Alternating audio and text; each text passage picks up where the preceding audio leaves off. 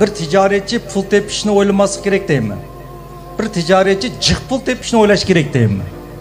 Bu pul tepishi bilan jiq pul tepish o'tirsida bek jiq farq bo'ladi. Ajoyib jiq farq bo'ladi. Endi pul topadiganlar qanday qildingiz? Pul topadigan jafokesh bo'ladi. Men jafokesh degan ism toz yaxshi ko'rib ketmayman. Jafokesh odamni ham yaxshi ko'rib ketmayman.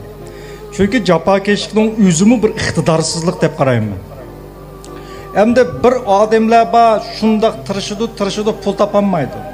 Jon baqalaydi, pul topolmaydi. Pul topa olishi mumkin, boy bo'lolmaydi. Nemishqa deganda? Chunki uning hayotida pul bo'lmaydi. Ba'zi odamning hayotida pul bo'lmaydi. Mushu zalga 100 gram oltinni qo'yib qo'ysam, tiqib qo'ysam, biz bir ömür tirishsak 100 gramla oltinni erishalaymiz. Hammamiz tirishib, bir ömür tirishsak 100 gramla oltinni erishalaymiz. Şun ba'zi odamlarning hayotida asli pul yo'q.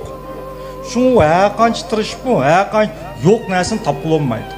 Yoki topsim demasa, uning hayotidagi pul nihoyat oz bo'lganligi uchun u butun tirishchanlik bilan shu oz narsani topadi. Ammo ba'zi odamlarning hayotida pul jiq bo'ladi.